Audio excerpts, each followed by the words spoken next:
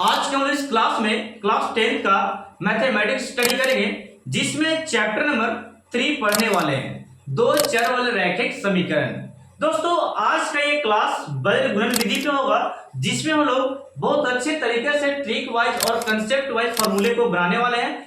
उसके बाद हम लोग देखेंगे क्वेश्चन को बिल्कुल इजी तरीके से कैसे सोल्व करते हैं। तो मेरे प्यारे दोस्तों, यदि आप लोग चैनल पे पहली बार आए हैं तो चैनल को लाइक और शेयर और सब्सक्राइब जरूर कीजिएगा, ताकि मैं आपको अच्छे वीडियो प्रोवाइड करा सकूं एग्जाम से पहले। और यदि दोस्तों इसके पहले के वीडियो नहीं देखे हैं तो जाकर जरूर देखें। प्लेलिस्ट में मैंने पार्ट 1 और पार्ट 2 इसका बनाकर रखा है। आज का ये वीडियो पार्ट 3 होगी। तो चलते वीडियो को स्टार्ट करते हैं, इस विधि को, इस कंसेप्ट को कैसे बनाया जाता है। ओके,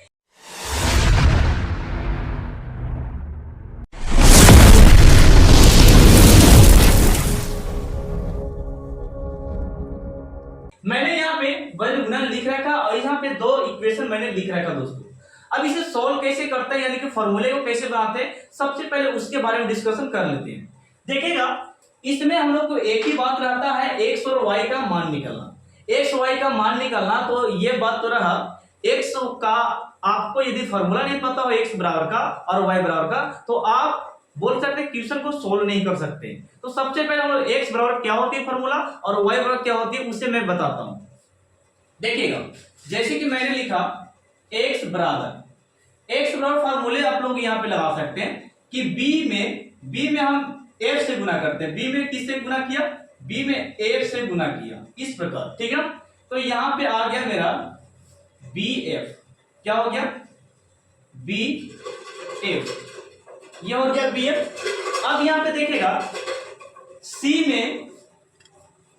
सी में ई से गुना करते हैं, तो ये आपका हो गया सी ई। कोई दिक्कत है तो ये एक्स बराबर मान लीजिए। ठीक है, अब यहां पे वाई बराबर आपको सिखाते हैं, वाई बराबर किस तरह से लिखना है। वाई बराबर दोस्तों यहां पे लिखिएगा, यहां पे लिखना है डी सी। क्या लिखना है? डी सी माइनस देना, क्या देना? माइनस डीसी माइनस, यहां से यहां गुना कर रहे हैं, डी और सी में गुना किया, डीसी हो गया, और ए और एफ में गुना करेंगे तो यहां प्यारे बच्चों एफ होगा। क्या होगा? एफ। तो आप लोग समझ गए, यहां से ये वाला गुना, ये वाला इससे गुना हो गया। ये फर्स्ट स्टेप लिखा गया। सेकंड स्टेप में कोना कोनी गुना किए हैं, डीसी और यहां पे एफ, इस तरीका से गुना कर दिया। ये बात खोपड़ी में गई। दो स्टेप मैंने अभी केवल फॉलो किया। ठीक है, थर्ड स्टेप चलते हैं इसके बटे वाले को लिखने के लिए और इसके बटे वाले को लिखने के लिए। सेम टू सेम इसका बट्टा में है। ठीक है, अब यहां पे देखिएगा, जैसे कि मैंने लिखा, यहां पे आप गुना करेंगे ए और ई से। किससे गुना करेंगे? ए और ई से गुना करेंगे, तो यहां पे लिखेंगे ए माइनस ई, ए माइनस लिख देंगे। ठीक है, फिर यहां पे बी और डी में गुना करेंगे तो यहां पे होगा दोस्तों बी डी। क्या होगा?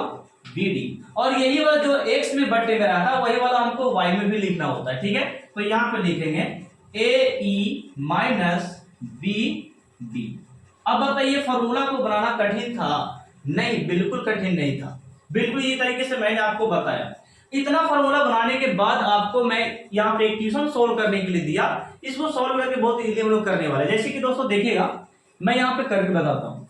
देखिएगा, ये होता है ए का रूप, ये होता है बी का रूप, ये ए बी है, और दोस्तों थर्ड में जो रहेगा वो सी का रहेगा। ठीक ना, तो यहाँ पे सी को हम लोग इस तरफ लाते हैं, यानी कि 9 को लाते हैं। तो दोस्तों प्यारे दोस्तों, यहाँ पे समझिएगा कि मैंने क्या लिखा, 8x उसी प्रकार रहने दिया, और ये प्लस 5 के 5y, इसमें कोई दिक्कत नहीं होना चाहिए। ये प्लस है तो एलएचएस में आ रहा है, तो ये प्लस वाला चेंज हो जाएगा किसमें? माइनस में। यहाँ पे बराबर में क्या बचा? 0। अब इनमें से क्या ए बी और ये क्या हो गया? सी। अब पढ़ सकते हैं। इसी प्रकार यहां पे इक्वेशन सेकंड को भी करेंगे हम लोग। यहां पे देखना, 3x प्लस 2y, और यहां पे देखिए प्लस में है तो इस तरफ आगे क्या होगा? माइनस में, यानी कि ये बराबर में क्या हो गया? यहां पे 0। क्या हो गया? 0। यानी कि ये ए बी सी है। देखो यहां पे लिखते हैं हम ए बी और ये सी का मान हो गया, तो ए बी सी हो गया। यहाँ पे डी लिखेंगे, डी ई और ये क्या हो गया एफ, इतना लिख दिए। अब हम लोग कोई दिक्कत नहीं है हम लोग को कुछ करने में यहाँ पे, ठीक है। चलिए मैं बताता हूं, देखिएगा। सबसे पहले हम लोग एबीसीडी का मान यहाँ पे देखते हैं, ठीक है। तो यहाँ पे आपको b का वैल्यू खोज रहा है, तो b का वैल्यू देखिएगा, b का वैल्यू 5 है, तो यहाँ पे हम लोग बैठाएंगे 5 मल्टीपल।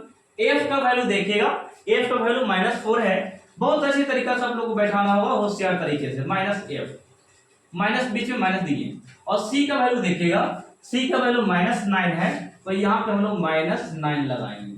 क्या लगाएंगे? -9। और फिर गुने में e का वैल्यू देखिएगा, e का वैल्यू कितना है 2, तो हम लोग यहाँ पे देंगे 2। इस तरीका से बैठा देना आपको, ठीक है।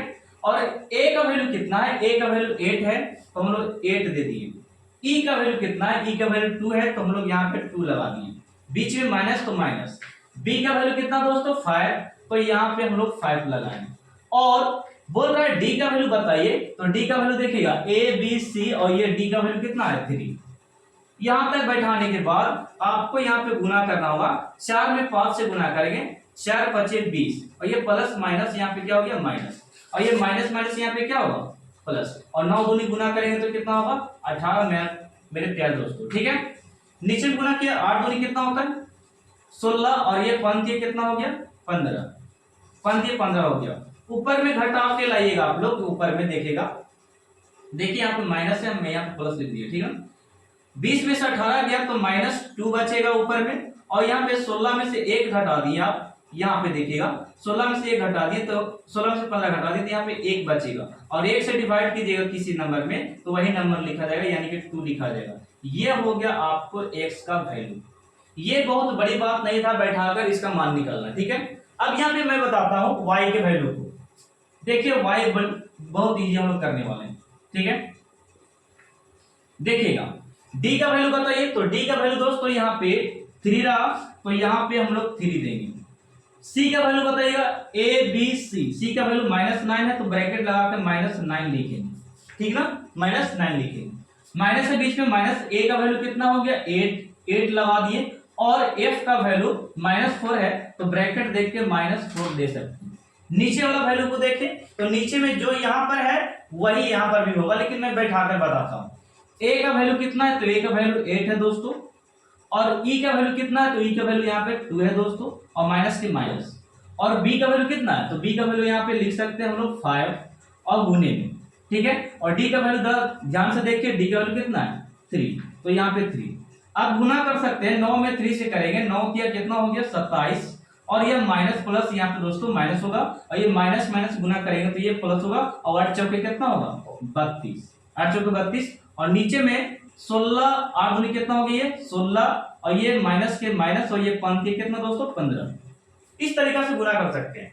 गुना करने के बाद 16 में से 32 में से 27 को घटाएंगे, तो हमको बचेगा कितना? 5 बचेगा। कितना बचेगा? 5। और यहाँ पे 16 में से यहाँ पे 15 को घटाएंगे तो 1 बचेगा, और किसी नंबर से 1 में डिवाइड करते हैं तो वही नंबर यानी कि 5 आ जाता है। तो ये हो गया y का मान। तो आप लोग कमेंट सेक्शन में बताओ ये फॉर्मूला और इसको बनाने का तरीका आपको कैसा लगा, ठीक है। तो ये आंसर यहीं तक था। अतः करके लास्ट में आपको यहाँ पे लिख देता हूं आंसर। अतः x बराबर कितना आंसर आया है? -2, और y बराबर दोस्तों आ गया 5।